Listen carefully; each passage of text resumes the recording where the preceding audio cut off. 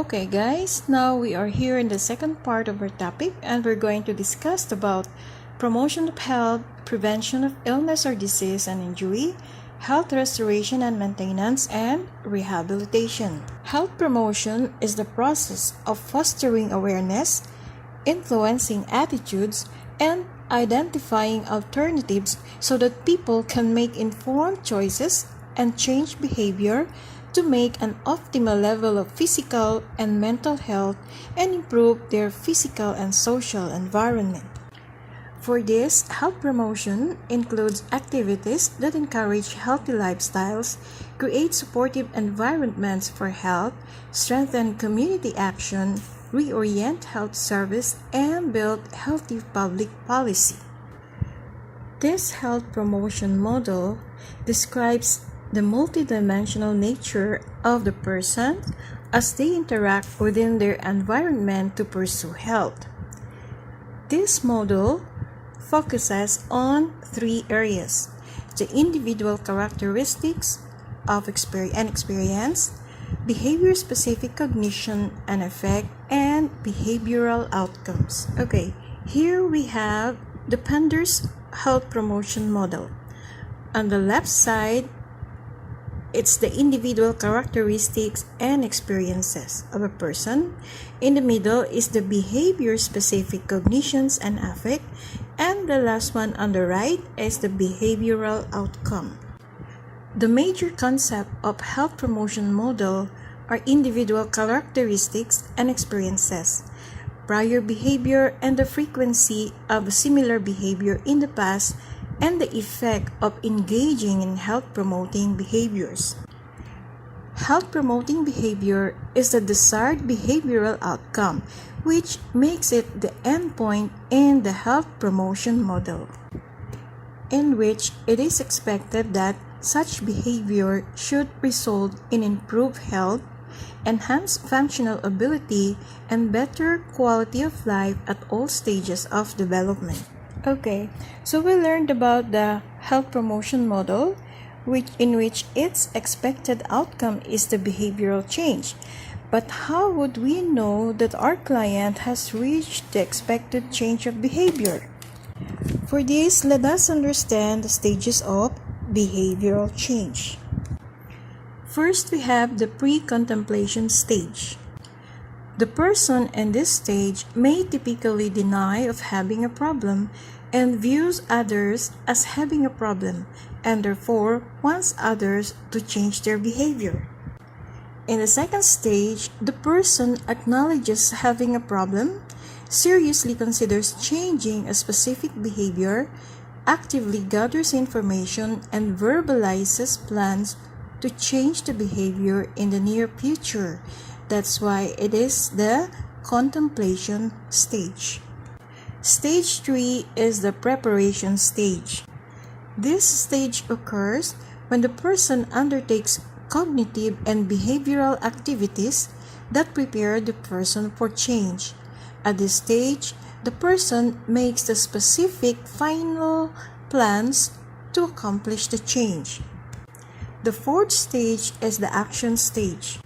The person at this stage actively implements behavioral and cognitive strategies to interrupt previous behavior patterns and adopt new ones.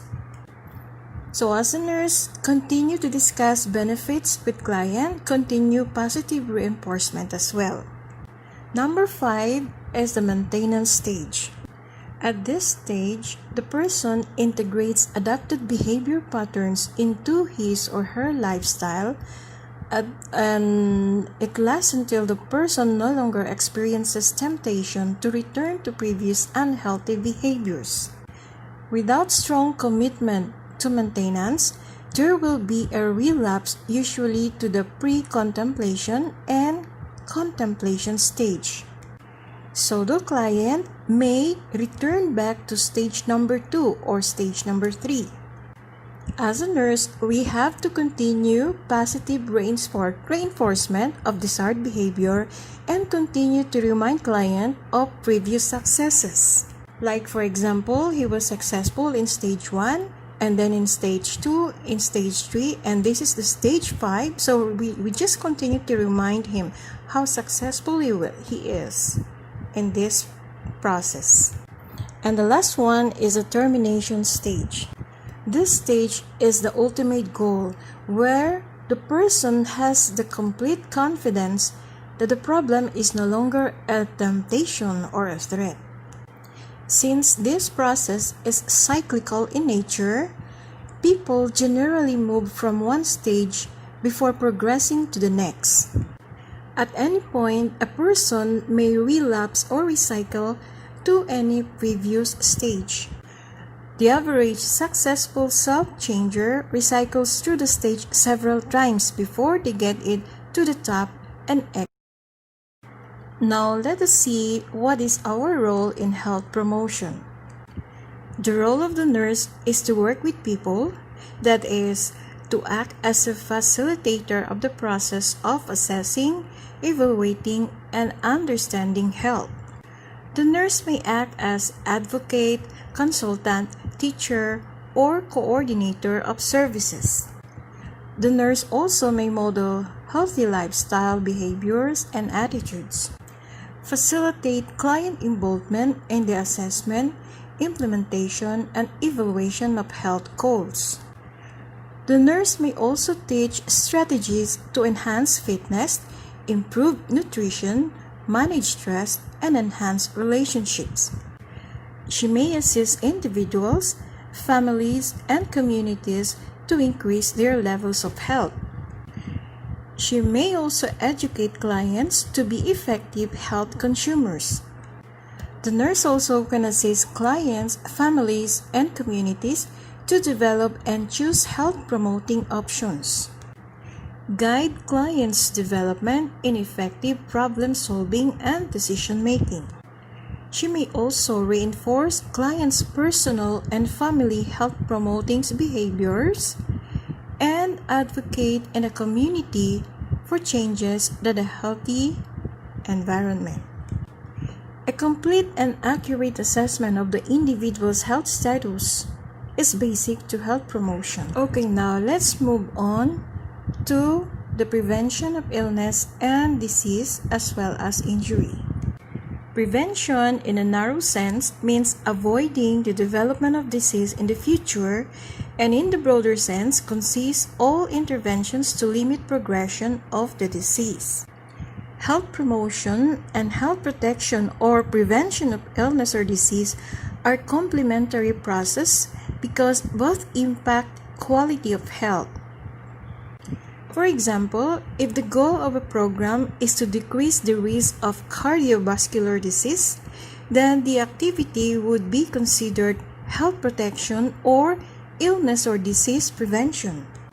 On the other hand, if the motivation of a cardiac patient for making walking regimen is to increase overall health and the feeling of well-being, then the activity would be considered a health promotion behavior. Therefore, separating the terms health promotion or health protection or disease prevention lies in the fact that an activity may be carried out for numerous reasons. Prevention has 3 levels. In here we have primary prevention, secondary prevention, and tertiary prevention. Primary prevention is a generalized health promotion and specific health protection against disease. It precedes disease or dysfunction and is applied to generally healthy individuals or groups. The purpose of primary prevention is to decrease the risk or exposure of individual or community to disease. The secondary prevention emphasizes early detection of disease, prompt intervention, and health maintenance for individuals experiencing health problems. This includes prevention of complications and disabilities. Its goal is to identify individuals in an early stage of the disease process and to prevent or limit future disability. Tertiary prevention begins after an illness, when the defect or disability is fixed, stabilized, or determined to be irreversible. Tertiary prevention focuses on restoration and rehabilitation with the goal of returning the individual to an optimal level of functioning. So what then is health restoration and maintenance? Let's see. Restoring health focuses on the ill client, and it extends on the early detection of disease through helping the client during the recovery period. So that means health restoration starts at the second level of prevention. Okay, now nursing activities in the health restoration includes providing direct care to the ill person, performing diagnostic and assessment procedures, consulting with other healthcare professionals, teaching clients about recovery activities, and rehabilitating clients to their optimal functional level.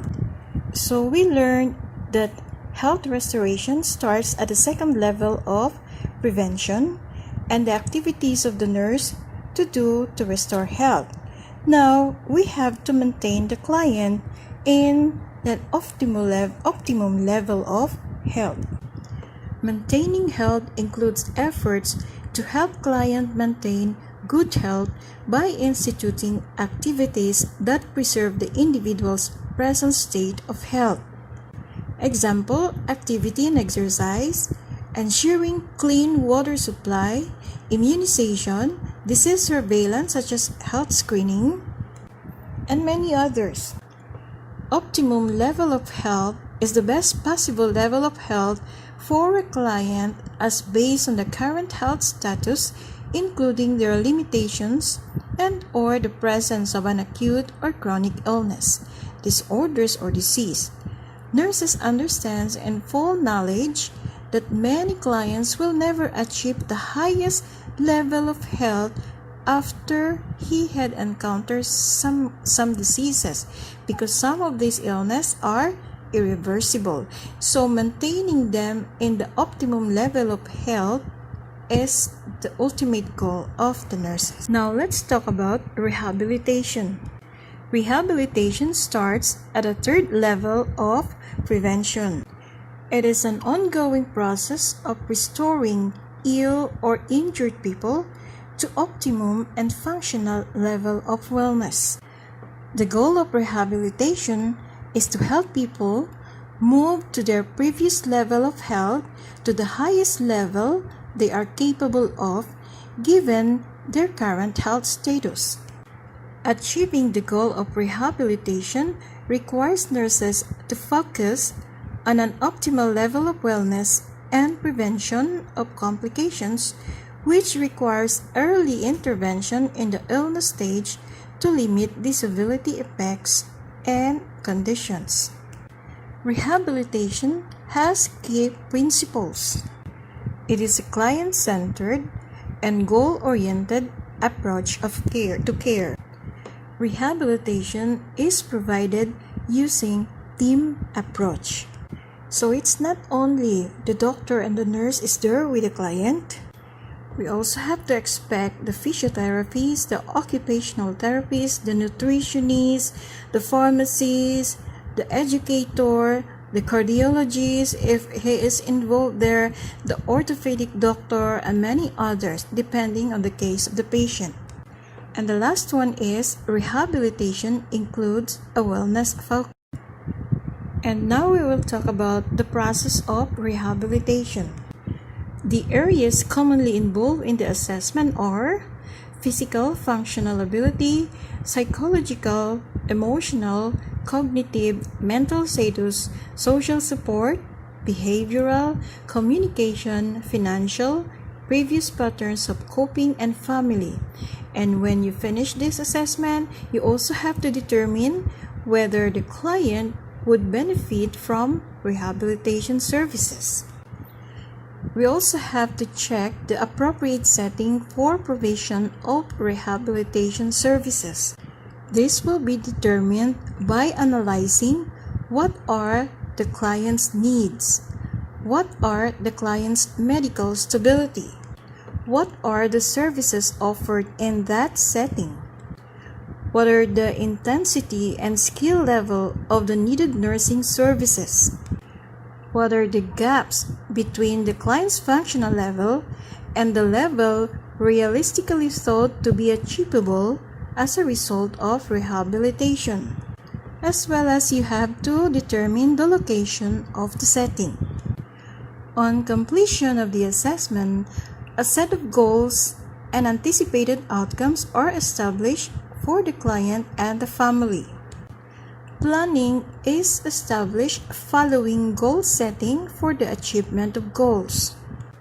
Within the plan are interventions directed at restoring lost functional abilities. Another one is promoting client and family adjustment and adaptation to the new health status and level of functioning. Next is preventing secondary complications. And the last one, adapting the discharge environment to support the client's level of functional ability.